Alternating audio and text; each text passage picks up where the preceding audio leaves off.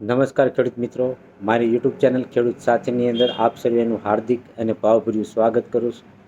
હવે મિત્રો, આજના આ વિડીયોના માધ્યમ દ્વારા આપણે જ્યારે કોઈ પણ ઋતુની અંદર કોઈ પણ પાકનું વાવેતર કરેલું હોય તો એની અંદર જ્યારે ધીમે ધીમે છોડ પીળો થઈ અને સુકાતો હોય એવા સમયે મિત્રો ખાસ કરીને ચૂસિયા જીવાત જેવી કે લીલી પોપટી છે, થ્રિપ્સ છે કે સફેદ માખી છે, એવી કોઈ પણ ચૂસિયા જીવાતનો એટક વધી ગયેલો હોય તો પણ મિત્રો આપણો છોડ ધીમે ધીમે બપોરના સમયે લંઘાવવું, એ પછી મિત્રો ધીમે ધીમે પીળો પડવો અને પીળો થવાથી ધીમે ધીમે અમુક સમયે છોડ ફૂંકાઈ પણ જતો હોય છે.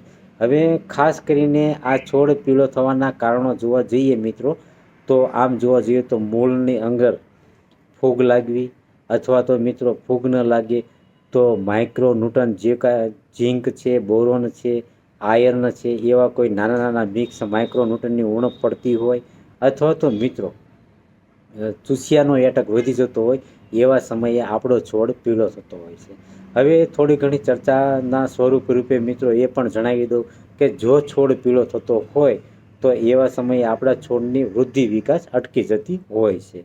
એટલે કે છોડ જ્યારે લીલો હોય તો એવા સમયે આપણા છોડની અંદર ક્લોરોફિલની પ્રક્રિયા એટલે કે સૂર્યપ્રકાશની પ્રક્રિયા જે કોઈ થતી હોય પ્રકાશ સંશ્લેષણની, તો એની અંદર લીલો છોડ હોય તો વધારે થતી હોય છે. એટલે કે ખોરાક લેવાની જે કોઈ પ્રોસેસ હોય એમાં પણ વધારો થતો હોય છે અને ખોરાક બનવાની પ્રોસેસમાં પણ વધારો થતો હોય છે. આનાથી આપણો છોડ સારામાં સારી રીતે વૃદ્ધિ વિકાસ કરતો હોય છે.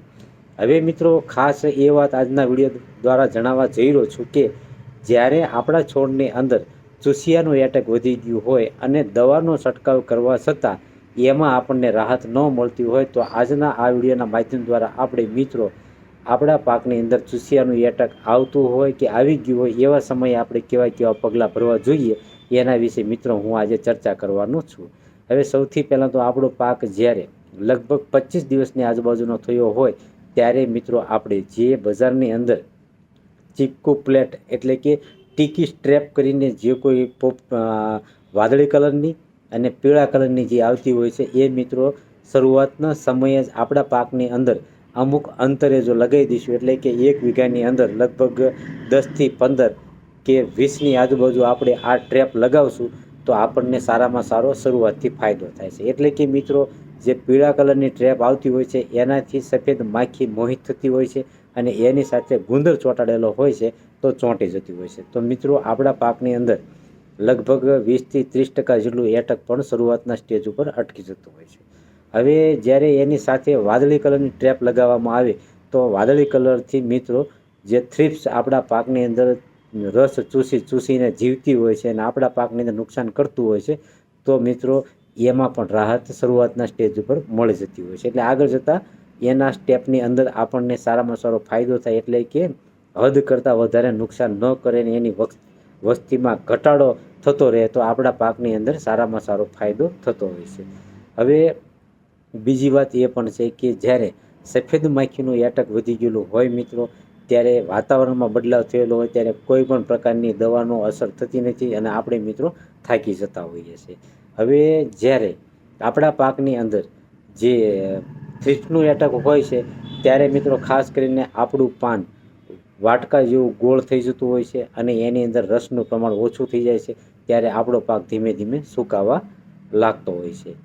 જ્યારે મિત્રો લીલી પોપટીનું એટક વધતું હોય છે એવા સમયે મિત્રો આપણા જે કોઈ પાન હોય છે જે કોઈ પાકનું એની બોર્ડર મિત્રો પીળો થઈ અને ત્યાંથી ધીમે ધીમે પાન સુકાવાની શરૂઆત થતી હોય છે. જ્યારે સફેદ માખીનું એટક હોય છે ત્યારે ખાસ કરીને આપણા છોડની જે કોઈ પાન હોય એનો રસ ચૂસાઈ જાય છે અને નીચેની તરફ પાન જેમ વળતું હોય એવી રીતે આપણને લક્ષણો જોવા મળે છે મિત્રો.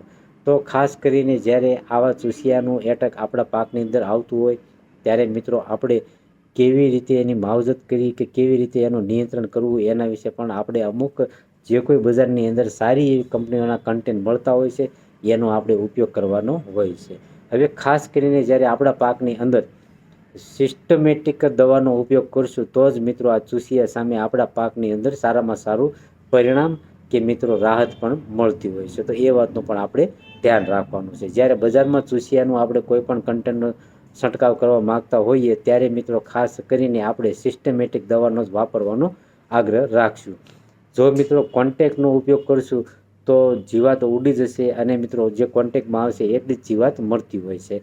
તો આ વાતનું પણ આપણે ધ્યાન રાખવાનું છે. હવે સિસ્ટમેટિકની સાથે મિત્રો ખાસ કરીને અગાઉ ભલામણ કરું છું કે જ્યારે ચૂસિયાનું એટક હોય અને આપણે સિસ્ટમેટિકનો જ્યારે ઉપયોગ કરતા હોઈએ ત્યારે એની સાથે જે મધ્યું આવે છે અપ્સા, એનો તમે ઉપયોગ કરશો તો આપણને સારામાં સારું પરિણામ પ્રાપ્ત થશે. હવે એની સાથે સાથે ખાસ થોડાક નિયમોનું પણ પાલન કરવાનું હોય છે જે સવારના વારે કે બપોર પછી તમે જો છંટકાવ કરશો તો પણ સારામાં સારા પરિણામ પ્રાપ્ત થશે. એનું કારણ એ છે મિત્રો કે બપોરના સમયગાળાની દરમિયાન આપણી જે ચામડી છે, ચામડીની અંદર જે મિત્રો હોલ છે એની જેવા જ આપણા પાનની અંદર હોલ છે અને બપોરના સમયે મિત્રો ખાસ કરીને એ હોલ બંધ થઈ જતા હોય છે. તો દવાનો જે કોઈ બપોરના સમયે છંટકાવ કરતા હોઈએ મિત્રો તો એ દવા ઓછી અસર કરે છે. તો એ વાતનું પણ આપણે ધ્યાન રાખવાનું છે. હવે મિત્રો બીજી વાત એ છે કે આવી જ્યારે એટેક ચૂસિયાનું વધી ગયું હોય ત્યારે એવા સમયે મિત્રો આપણે સૌથી પહેલાં તો સિસ્ટમેટિક અને હળવો ડોઝ એસિટામિપ્રાઇડ જે 20% આવે છે એનો ઉપયોગ કરવાનો છે. અને જો એનાથી આપણને રાહત ન મળી તો એના ઓપ્શનમાં આપણે ડાયફેન્થ્યુરોન 50% વીપી આવે છે એનો તમે ઉપયોગ કરશો તો પણ સારામાં સારું પરિણામ પ્રાપ્ત થશે.